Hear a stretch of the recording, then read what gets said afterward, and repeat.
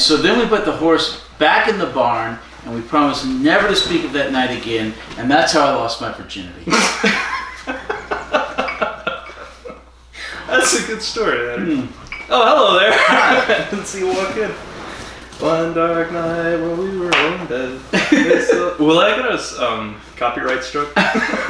I doubt it. That's a lantern in this show. Nobody watches this enough to actually anything copyright. It's all automatic now. Zero people can watch it, and the algorithm says, "Hey, that's trademark material." It's robots. At least robots watch. I'm glad somebody is. All right. We have audio and visual recognition. I think we have 42 subscribers now. That's pretty good. Well, I think we're getting an average of about 10 views. So are you one of them? 3/4 of them. I usually watch each one. Yeah. So that's 8 views. Well, I guess you can't subscribe to yourself. No, I don't subscribe. All right, I'm subscribed. You better be subscribed. So this is Drunk Doctor Who, Heroes and Villains. We're going with the companion Romana, both 1 and 2.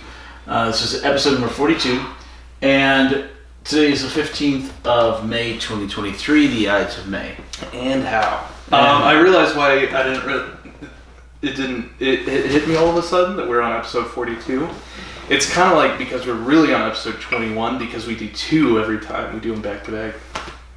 Yeah. So I was thinking, we did 42 weeks of this, but we've done 21 weeks of it. These are much shorter episodes. And they are shorter, yeah. We should make YouTube shorts.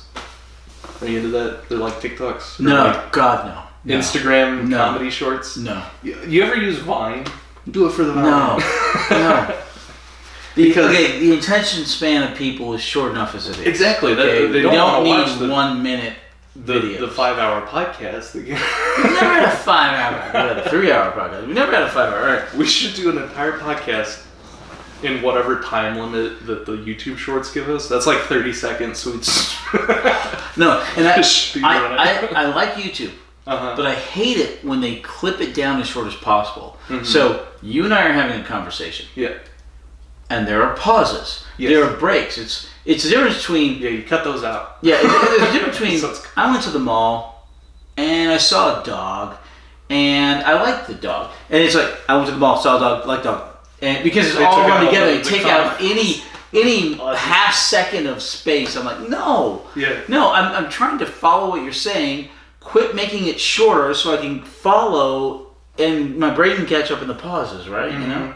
I think that started not so much as an attention span thing, but it was very popular with new bloggers or vloggers. What they would do is they would record a vlog and then they didn't like the awkward pauses, so they'd edit them all out. And then all vloggers started doing those jump cuts where they'd cut out every single second that didn't have any audio in it. I think it became common in the early days of YouTube when there was a 10 or 15 minute maximum on the video.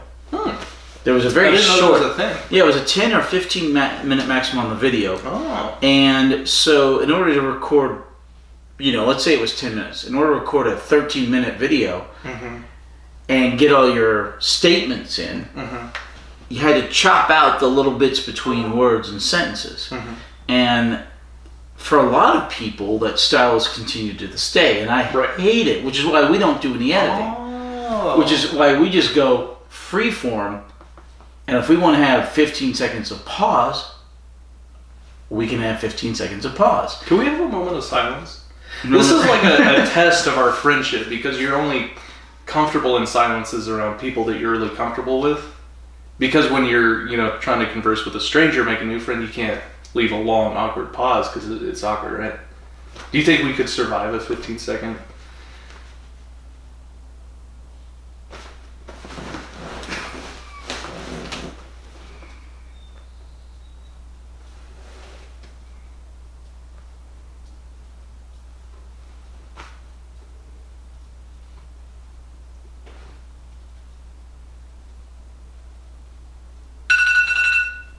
There you go. Oh boy, that was stressful.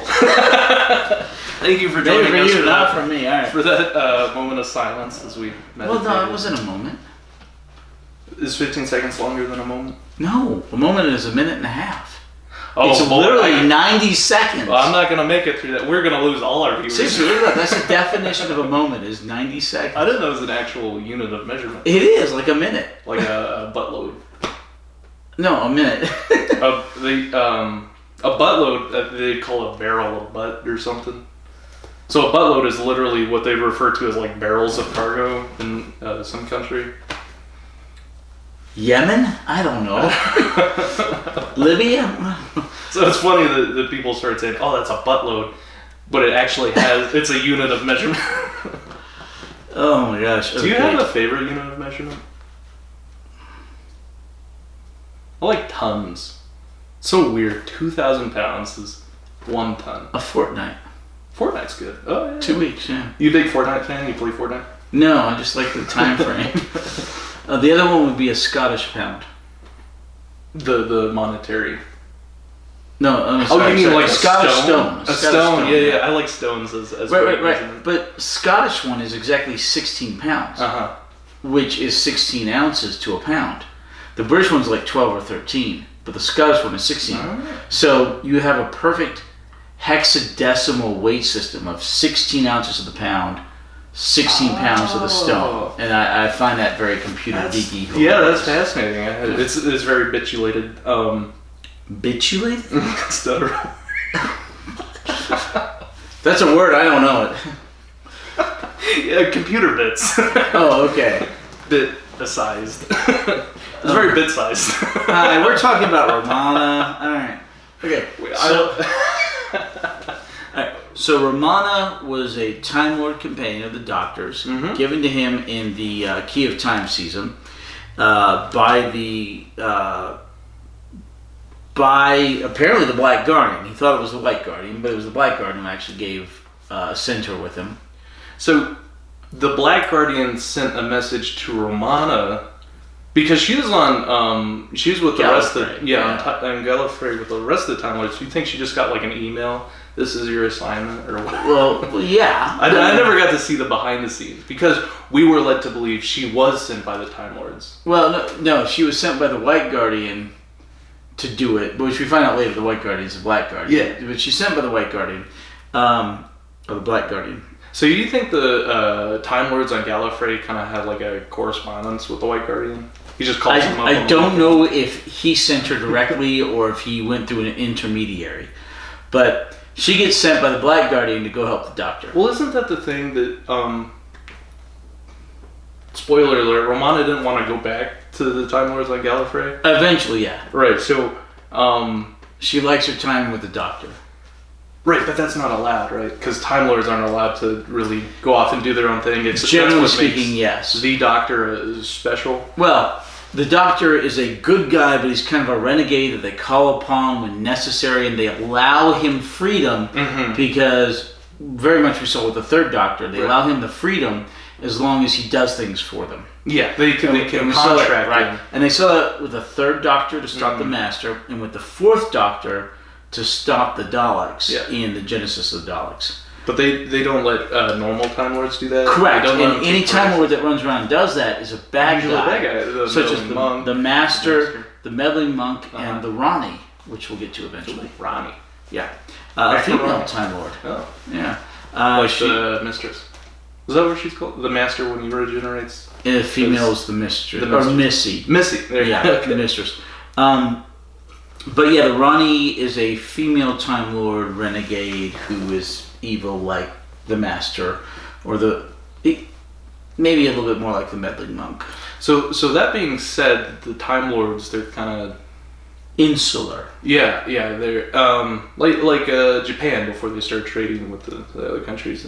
Well, very much. Very insulated. Like certain tribes in the world still today. So that's why I would think it would have to be the Time Lords that specifically sent her on that mission. So I wonder how the Black Guardian kind of infiltrated that system. Well, he showed himself like he did to the Doctor to be the White Guardian, and the Time Lords went, ooh, the White Guardian. Yeah. He's a good guy and somebody more powerful than us. We'll send her. He's more powerful than the Time Lords? Yeah, that was shown in the serial. They are... He's more powerful than one Time Lord, but... I don't know than all Time Lords, but he's definitely more powerful than one Time Lord. Anyway, but he's an older and more ancient being than the Time Lords are, even a race. Mm-hmm. All right. Another thing is because the Time Lords are so insular on Gallifrey. That's why so many people don't know about Time Lords, and they're like, the Doctor, who is he? And it's a big thing when they're like, oh, you're a Time Lord, and goes, oh, you know what Time Lords are. Right. Until we get to the Time War. Time War. That sounds good. That's like until we get to the Time War. That's like Doctor Who's Infinity Gauntlet, Infinity War, Endgame kind of thing. And we watched Spaceballs tonight. Yeah, which is why we're doing this. And Movie night, which is why we're doing Heroes and Villains. And who was in it? People. John Hurt. Oh, there's our crossover. The War Doctor, yes. We always talk about the Doctor Who crossover with other... Yeah, John Hurt, the War Doctor, reprised his role from Alien and had to think about it. Yeah. Not again. That was a great scene. Not again. Yeah. All right, he plays the War Doctor? The War Doctor, not up there. Yeah, he's not up there. No. I like the War... He does. Yeah, now I see it because he's older. He has the trench coat. He has a cool look. Yeah, he does, and that cool look morphs into Eccleston's cool look. He looks a good bit like Eccleston, except much older. I forgot we played that game. It's like, what is it called? 6 Degrees to Kevin Bacon? Yes. It's like 1 degree to Doctor 6 degree of separation, but yeah, you always go back to Kevin Bacon. Alright, so anyway, Romana is a young female Time Lord just out of the academy, essentially. And there are 2 versions of her.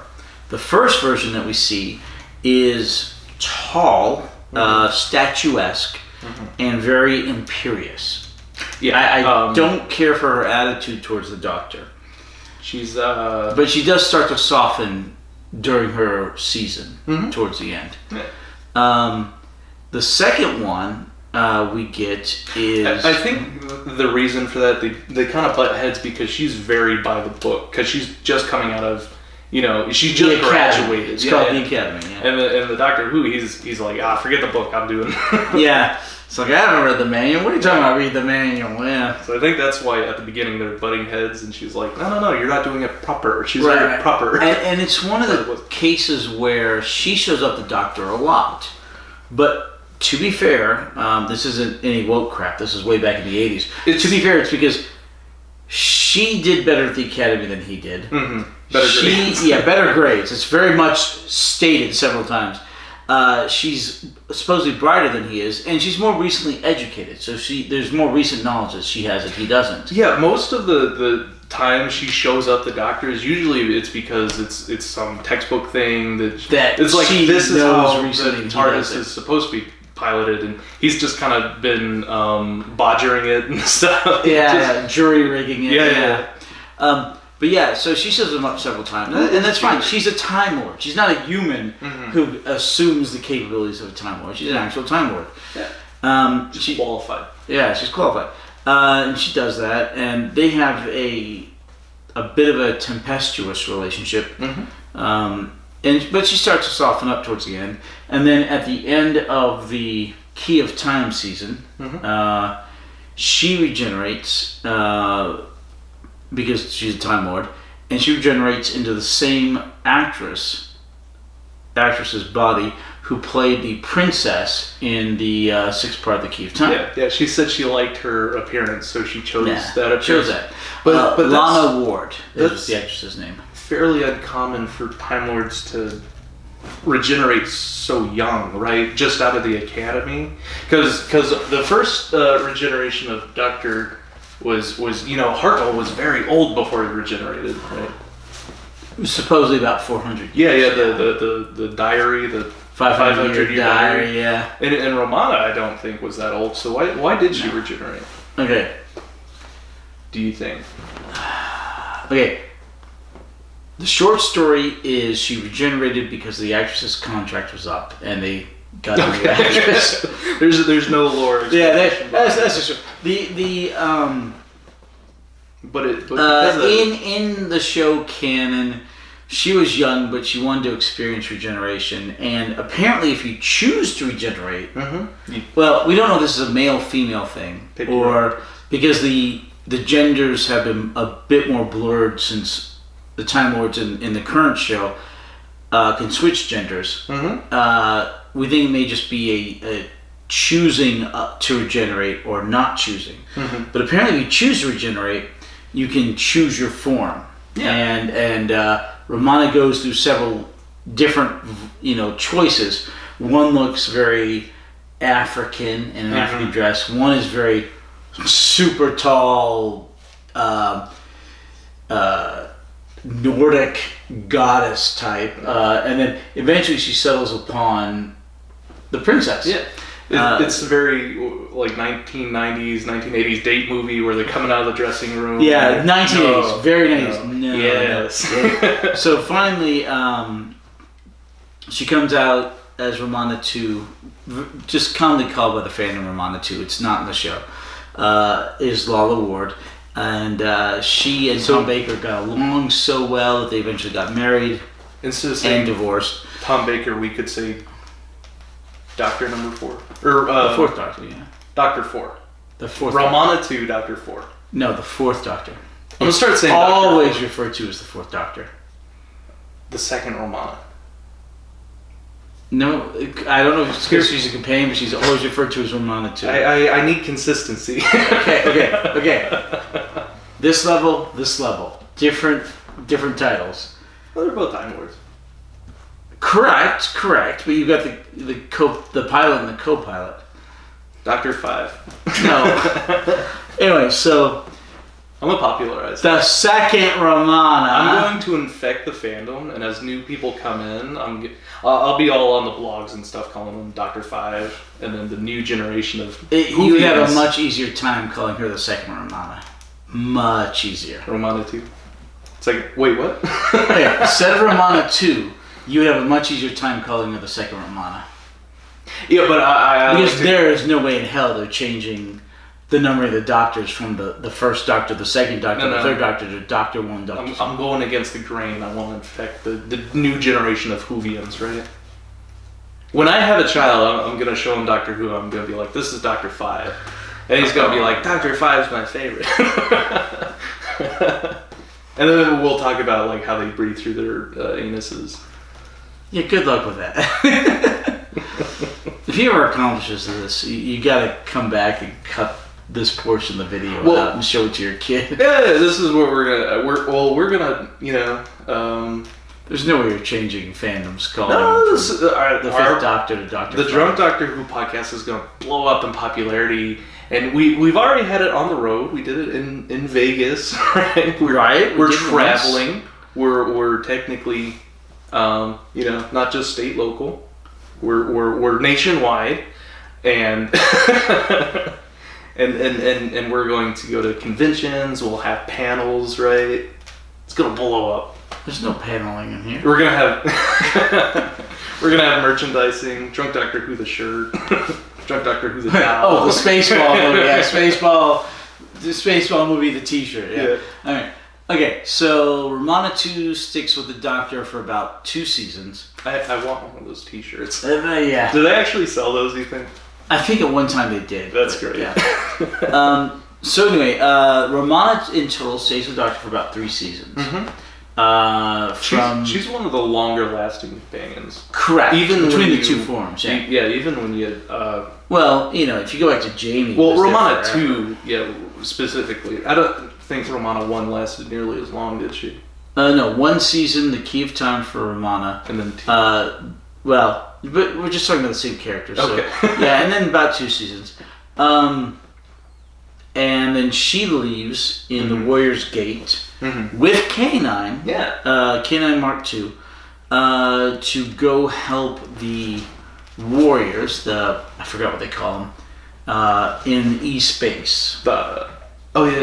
Yeah, I forget the Tiger people, whatever they call them. Yeah. And she had a bunch of great adventures. What is your favorite Romana so it would serial? It'd definitely be a Romana 2.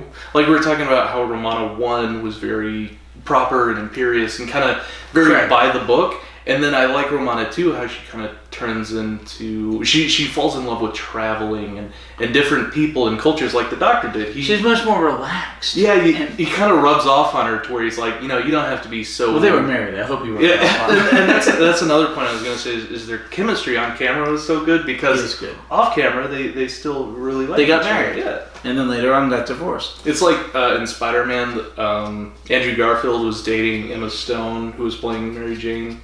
Or is Andrew Garfield the first one? Stacy. No, that's Tobey Maguire. Andrew Garfield was the second one. The second movie was terrible. It was awful. Bombed super hard. Really loved their on-camera chemistry though with the Peter Parker and Gwen Stacy. It was great. Okay.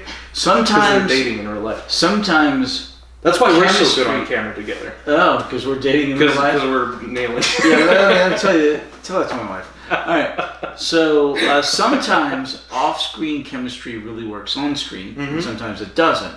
Think of the bad movie Geely. I don't know if I've seen that. It's a really bad movie. It has Jennifer Lopez and Ben Affleck. And they're dating in real life. No, in real life they're married. They're married. In the movie, it's so bad there's no chemistry at all. Really? It sucks. Yeah. Do you think that's indicative of their... was that indicative of their relationship at the time? No, it was indicative of the crappy directing of that movie. The bad script, bad directing, bad everything. Should I add that to the movie list? No, it's a good movie list. Don't add that movie. It's a bad movie. Have you ever watched it for Bad Movie Night? Yes, several times. Gosh. Geely, yeah. I have so many... every time I see a trailer for a bad movie, I just want to send it to you, and I keep forgetting. The Meg 2's coming up. We're going to watch that. The Meg 2, yeah. In theaters? That's going to be... Yes. Yeah. End of this month or so. Sweet. All right. So, Romana, what's your favorite cereal of hers? One or two, it doesn't matter. It's the same character. That's a good question. Let's take a moment to think about that. Yeah. 90 seconds, right? Correct.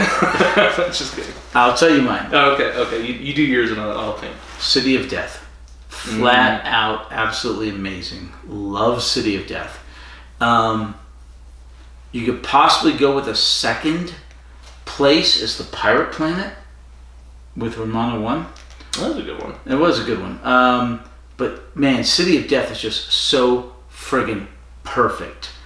And we've talked about this before when we reviewed City of Death, but everything from the bad guy to his minions, his wife, the Doctor and Romana at the height of their relationship running around Paris, to Paris itself, to the Mona Lisa, to the story written by Douglas Adams, to the cameo by a Pythonian. Yeah. I mean, John Cleese. The entire serial was perfect. And that's my absolute favorite of Romana's era. It's hard for me because I think it was during the Black Guardian arc, probably one of those episodes. I feel like The Key of Time. Yeah, the Key of Time. Specifically when like the season first started and they land and the Doctor's like, I'm taking a break, I'm gonna go fishing, right? And am I thinking? And she went off to look for the other piece, right? She found the statue, and then she got captured. That's the third serial. I think I'm getting my wires crossed. The Androids of Terra. Yeah, they had to find the Androids of Terra. The pieces to the puzzle box, right? And there's this. Well, the 6 parts of the Key of Time. It was a statue, and then she got captured while the Doctor was fishing by the... Yeah. The Androids of Terra. And he's like, I'm gonna cut you up. And she's like, I'm not a robot. Yeah. Okay, so your favorite Romana story is from the Romana 1 era, the Key of Time. I guess so. Okay. Well, I feel like it's your choice, man. I feel like that's when her personality first started to change. She started to soften up and fall in love with like the adventure and the traveling. I feel like that was kind of like a key turning point. So I really like. Well, what about the Scringe Stone? Yeah.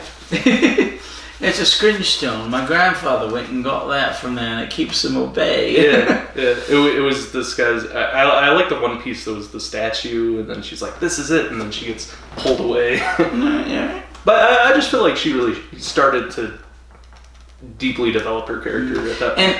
And Romana's a bit of point of contention because you have some people who highly prefer Romana I. Mm-hmm. And Really?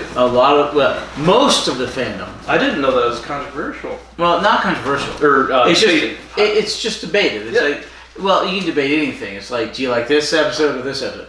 Most people prefer Romana I didn't II. know they were divided on that. Well, everyone's divided on everything. It's like, I can say McDonald's, you can say Burger King. I can say Coke, you can say Pepsi.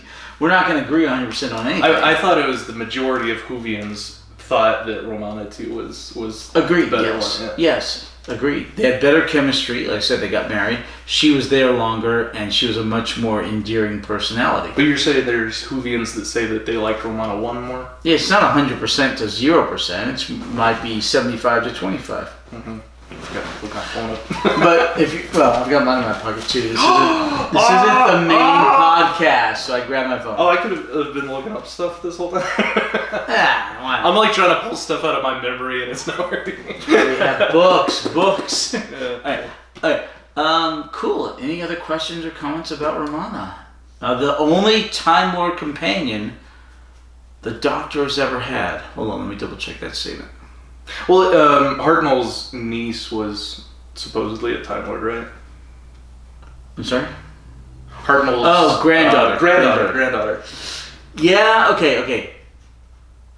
The second Time Lord companion the Doctor's ever had. I still don't get that, because won't that imply that he married, had a child, and his child had a child? Yes. That was his granddaughter? Yes. And that was all during his first... before his first 400 years old. We just never hear about that stuff. What they should do is they should print the 500-year diary into like a book. Because the audience for that would be huge. I don't think huge. I think even most of fandom wouldn't get into really? It's like the prequel of, there's so much time that happened with Hartnell. I'm fascinated. True. All right, so in Doctor Who, the Doctor's granddaughter supposedly was his granddaughter, a Time Lord. Then Romana, and then apocryphally, the Master was a companion for the animated Doctor Who non-revival. What? Anyway. I had no idea. I really love the Doctor and the Master's chemistry. Right. They have that mutual respect. So I just thought you'd be a... Scream of the Chakla is This was supposed to be the Ninth Doctor. Richard E. Grant was supposed to play the Ninth Doctor, and then had the Master basically as a companion. Scream of the Shock was so they're trying to revive it as an animated show? They started doing this in 2004. Then later in 2004, they decided they were going to revive the show properly. Live action. Yeah. But this was almost done. So they said, well, we're not going to stop work on it because it's almost done. So they released it as a... So they finished it and they released it, but they very distinctly said, that is not canon. This is not the Ninth Doctor, even though he's supposed to be. And so they made Eccleston the Doctor. And that's really the only thing they said. It's the only thing they've ever declared as non-canon.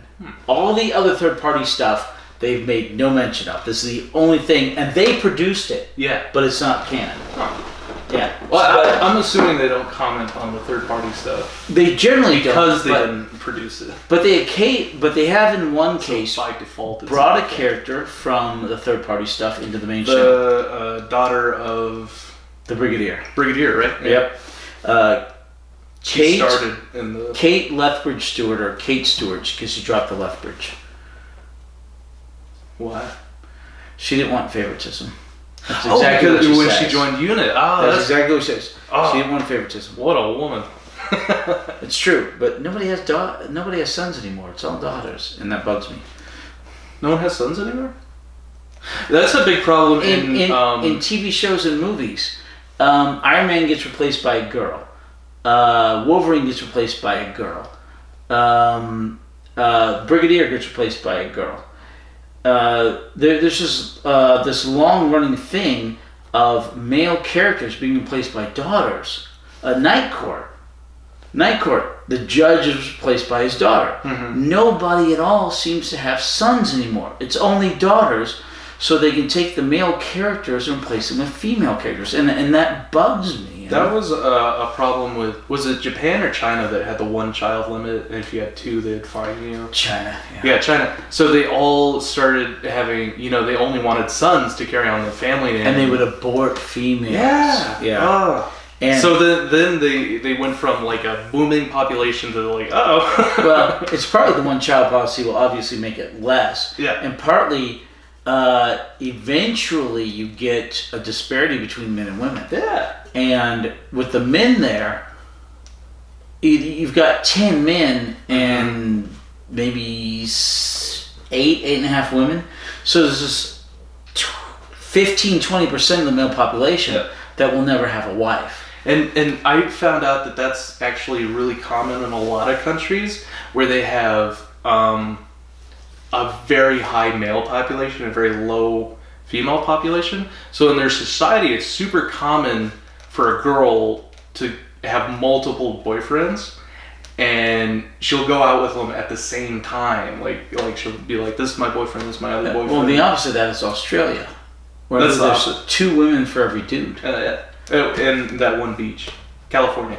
Oh, yeah, 2 girls for every boy. 2 girls for it. Speaking of 2 girls for every boy, there were 2 Romanas for the 1 doctor. There you go. Any other comments about Romana?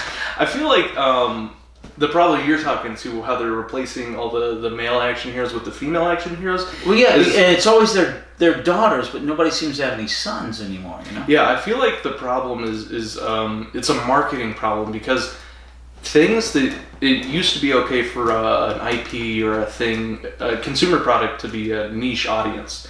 And now with marketing, they're trying to sell it to more and a broader audience. And the broader they try to make their target audience, the just more homogenized it becomes, because they're trying to please everyone, and it loses its uniqueness. So superhero movies started out as like a very testosterone action, for boys that have heroes looked up to, and then they're like, hey, we're really missing out on this female audience, let's get them involved. And it's kind of ham-fisting. It's like, well, you're not doing a good job of broadening your audience. It's just becoming less unique to, the little boys superhero fantasy type thing.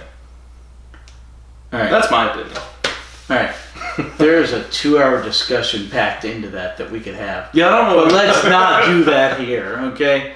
And this is not we try to stay away from politics on this, because politics permeates everything. Is that politics?